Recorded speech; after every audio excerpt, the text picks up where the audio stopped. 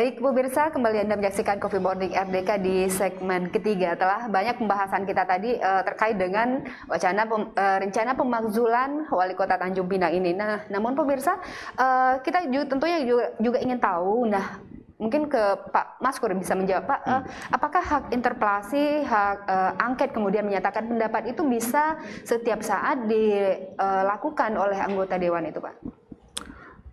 Fungsi pengawasan DPRD itu kan yang rutin hari-hari dilakukan itu melalui alat kelengkapan.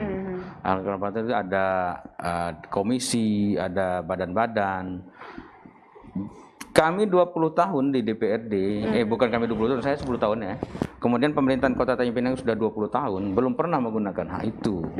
Artinya memang ini baru ya untuk Tanjung Pinang, dan tentu ada sesuatu yang luar biasa harusnya baru itu dilakukan. Tidak bisa kita, kebuntuan komunikasi itu hampir terjadi di sebuah pemerintahan, tapi tentu ada solusi gitu ya. Nah, ini kan mungkin komunikasi yang terus-menerus tidak terbaik hingga terjadi sampai penggunaan hak itu, dan saya pikir ini kan senjata ya.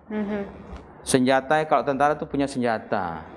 Tidak boleh sembarangan dipakai kan gitu kan. Kita ada berapa negara ini, kita kan nggak pernah berperang nih. Semua tentara kita punya senjata tapi nggak pernah berperang karena belum waktunya berperang gitu. Nah, ketika hari ini memang DPRD sudah menyatakan menggunakan itu, kita hormati, kita hargai, tapi kita harap dia lakukannya dengan profesional. Jangan ada embel-embel lain. Kita harap dia terbuka. Apalagi nanti hak angket, kita mengharapkan pemeriksaan para saksi yang akan diperiksa itu ya dilakukan secara terbuka. Kita boleh menyaksikan. Bila perlu kita bisa memberi kesempatan masukan juga kepada anggota DPRD itu terhadap apa ke depannya Tanjung Pinang. Ini kan sebenarnya komunikasi ini yang terjadi pertama antara kepala daerah dengan DPRD itu tidak baik, tidak bagus. Kemudian juga ada komunikasi antara kedua lembaga ini, pemerintahan ini terhadap masyarakat juga yang tidak berjalan dengan baik gitu kan. Tak seperti dulu. Dulu kan kita sering bertemu di warung kopi, kita dengan kepala daerah bisa ngopi-ngopi, kita bisa memberikan masukan. Nah, sekarang kan nggak tahu ya, kalau Mandaka mungkin sering lah ya. Kalau kita kan agak susah ya. Mungkin barangkali wali kotanya dalam tanda kutip mengurung diri di dalam, tidak bertemu. Mungkin dia terlalu sibuk dengan urusan lain sehingga melupakan ada Tanjung Pinang ini kan terkenal dulu, yang paling saya ingat masih zaman Butati dulu. Dia satu saja fokusnya, menjaga Tanjung Pinang ini kondusif. Karena di sini mayoritas berbagai suku, berbagai golongan hadir di sini, tokoh-tokoh semua ada di sini. Memang kita lihat orang bilang Butati kurang membangun segala macam, tapi beliau sangat berhasil menjaga Tanjung Pinang ini kondusif. Aman. Itu yang juga dijaga oleh pemerintah selanjutnya Pak Anies dan segala macam, menjaga kondusif itu. Almarhum Pak Sahrul itu dia juga sama dia. Kita menjaga Tanjung Pinang ini kondusif dulu, itu yang paling penting. Dan itu mahal nilainya gitu kan. Komunikasi itu, pembangunan tetap penting juga. Jadi intinya memang ini adalah komunikasi yang kurang baik yang terjadi di pemerintahan ini. Ayo kita mengharapkan mereka sama-sama lah mau duduk gitu kan. Kita kalau diajak duduk kan juga bisa juga beri masukan ya Pak Daka ya. Tapi ya mungkin teman-teman DPRD lanjutkan dengan proses yang sudah mereka lakukan ini. Tapi saya sepakat bahwa selesaikan dulu tugas mereka, yaitu menyelesaikan APBD 2022. Kita nggak mau terulang lagi bahwa di 2022 ini bermasalah lagi APBD-nya seperti APBD 2021 kemarin. Belum pernah terjadi Tanjung Pinang itu APBD-nya tidak disahkan. Pasti ada sesuatu yang luar biasa yang terjadi di dua pemerintahan ini. Tapi ini nggak bisa dibawa ke ruang publik. Mungkin ada masalah pribadi misalnya, nggak bisa kita bawa ke ruang publik. Biarlah kalau memang kita nggak baik di ruang publik, kita harus demi masyarakat kita harus korbankan sikap ego kita. Ya mungkin juga kedua belah pihak ini bisa dikatakan belum dewasa begitu ya Pak ya, karena tidak mementingkan kepentingan masyarakat tadi Pak, tapi hanya kepentingan mungkin bisa dikatakan pribadi ataupun hanya untuk golongan mereka saja. Ya kita pikir kemarin mungkin Ibu Rahma sibuk ya selaku wali kota dengan tugas dia mendekat kepada masyarakat, kan ada wakil ya. Begitu ada wakil kemarin kita pikir ini akan mencair, akan ada komunikasi yang baik antara kedua lembaga ini. Ternyata kita lihat juga peran wakil hampir tidak berjalan. Benar-benar. Nah, kita harap wakil ya berani mengambil terobosan untuk menyelamatkan komunikasi yang buntu ini. Beliau kan orang partai ya, orang partai yang punya komunikasi, yang bisa berkomunikasi dengan semua partai-partai. Tapi saya takut nanti jangan komunikasi sekatap itu pula yang menguatkan keputusan angket ini. Ada ikut nih kan. Ya kan gitu kan. Ada komunikasi para ketua partai di dompak, di sekatap, jangan-jangan itu pula yang menjadi ini, kalau itu wakil wali kota ikut di situ. Baik. Baik pemirsa, ada pertanyaan dari pemirsa Tanjung Pinang TV yang saat ini menyaksikan di Facebook media sosial Tanjung Pinang TV. Dari Faruk Ramdhani mengatakan sebaiknya tensi kedua belah pihak baik DPRD dan wali kota harus diredam terlebih dahulu. Jangan karena potongan video singkat pemerintah Kota Tanjung Pinang menjadi berantakan. Mungkin tidak hanya pemerintahannya saja, tapi juga masyarakatnya menjadi bertanya-tanya. Bang Rona mungkin bisa berikan tanggapan terkait ini. Ya, jadi memang benar begini.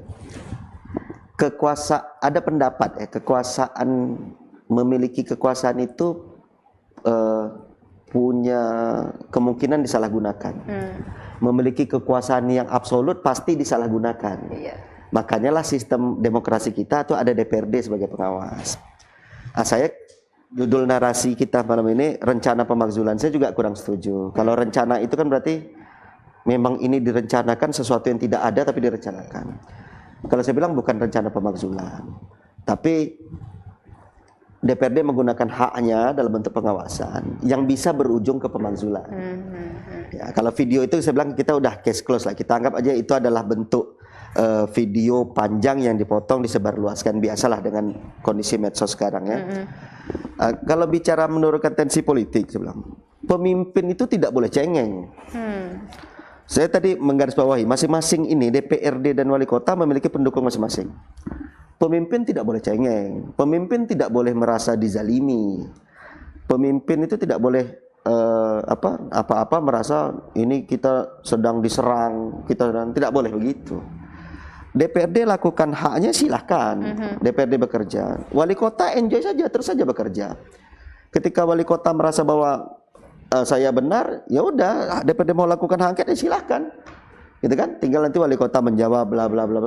Endingnya pasti akan berakhirnya akan oke-oke saja sih kalau saya bilang itu.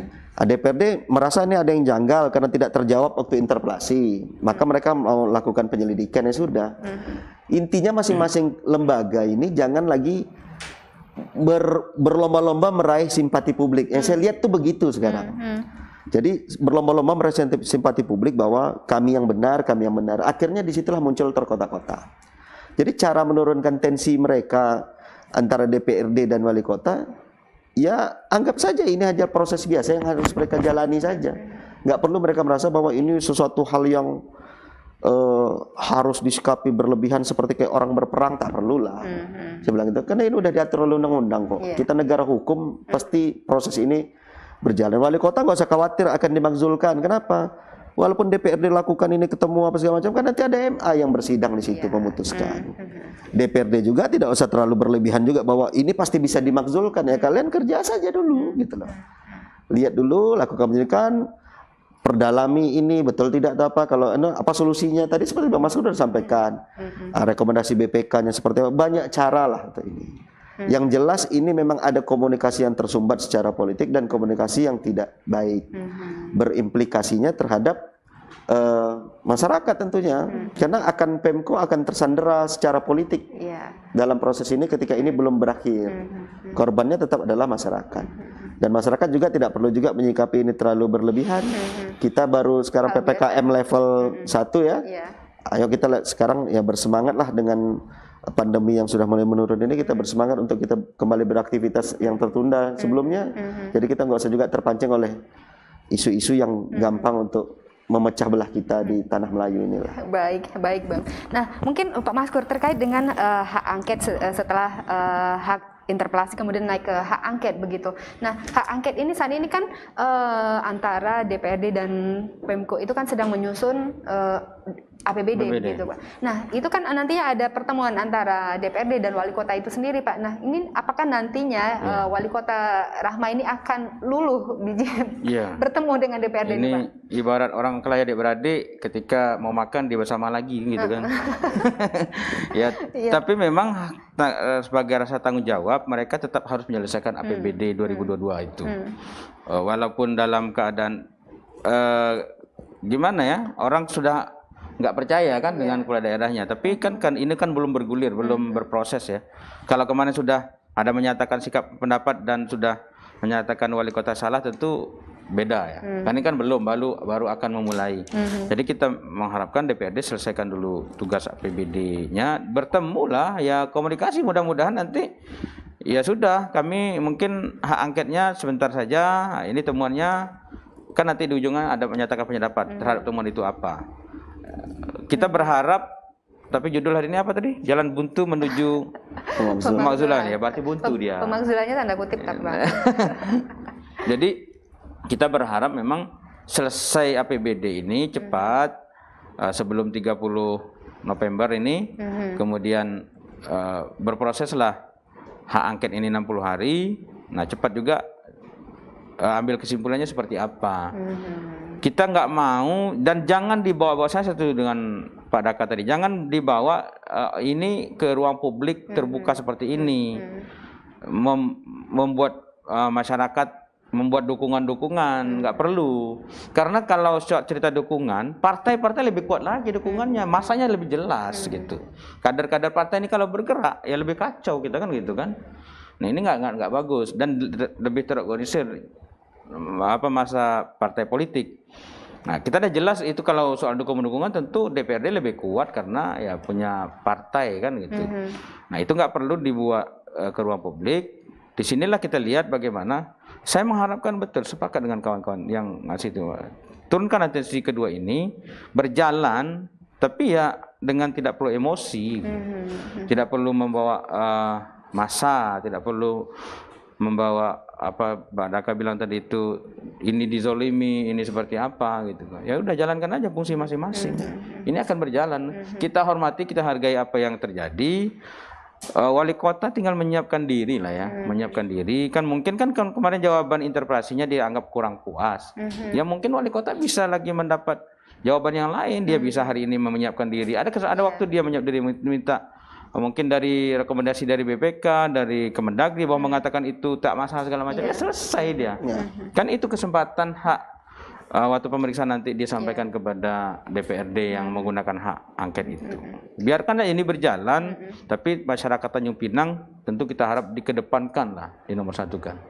Terhadap masalah ini ya Pak ya. Iya, jangan sampai kita terkotak-kotak ya. Dan ada kesempatan masih kedua belah pihak untuk memperbaiki komunikasi, juga kepala daerah komunikasi kepada masyarakat, kepada ini mungkin diperbaiki lah. Anggap saja kita yang menyampaikan kritik saran ini sebagai masukan, jangan dianggap sebagai musuh.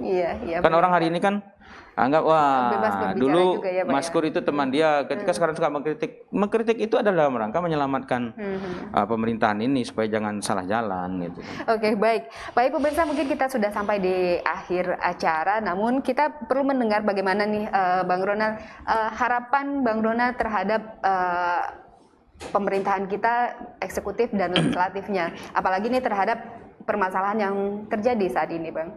Silakan. Ya, harapan saya tentunya masalah ini bisa bergulir sesuai dengan aturannya dan cepat selesai, karena tetap bagaimanapun ketika DPRD dan Pemko tidak harmonis, sementara mereka secara undang-undang adalah pemerintahan Kota Tanjung Pinang, di situ yang terkorbankan adalah masyarakat. Kita dalam kondisi yang tidak sedang baik-baik saja kita dalam menghadapi pandemi ini.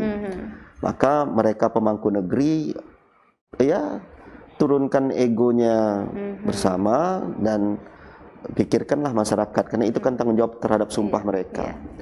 Kalau bahasa simpelnya ya, mereka pahami bahwa mereka tinggal di tanah Melayu. 30 anggota DPRD, wali kota, wakil wali kota, sekda duduk bersama, nggak usah berbicara. baca dan hayati saja makna dari Gurindam 12 itu mereka baca semua, selesai sudah. Iya. Itu kalau mereka nggak mau berbicara, tapi masing-masing di dalam hati mereka pahami saja makna dari Gurindam 12 itu. Selesai semua sudah. Di situ sudah dibunyikan semua tentang apa sebagaimana kita masyarakat Tanjung Pinang di tanah Melayu ini. Kalau menurut saya cuma gitu aja. Baik Bang, pahami dan hayati Gurindam 12. Nah mungkin dari Pak Maskur nih, seperti apa nih Pak, singkat mungkin menyambung yang barusan ya Pak ya? Iya. Pertama kita hormati, hargai apa yang sedang proses yang terjadi, karena itu memang dibenarkan oleh konstitusi. Walaupun ini catatan sejarah yang akan menjadi nanti anak cucu kita mengingat bahwa pernah terjadi ini di Tanjung Pinang. Yang kedua memang ya duduk bersama tetap kita berharapkan cara memimpin ya, kita berharap maaf kepada Ibu Wali, mungkin semangat dia untuk memimpin mungkin tinggi, tapi kan kadang-kadang caranya itu membuat komunikasi terputus. Ya itu mungkin perlu dengar juga masukan dari orang, dengar juga masukan. Kemudian ada fungsi wakil yang kita harap juga dia bisa menjembatani kedua belah pihak ini supaya lebih aktif gitu. Dan seluruh OPD harusnya itu berani juga sekarang berbuat, yang mengatakan jangan diam saja terhadap masalah ini sehingga nanti kepala daerahnya salah ya ikut salah juga kan gitu. Haruslah berani memberikan masukan, bukan mengkritik ya, memberi masukan kepada atasannya yang benarnya seperti apa.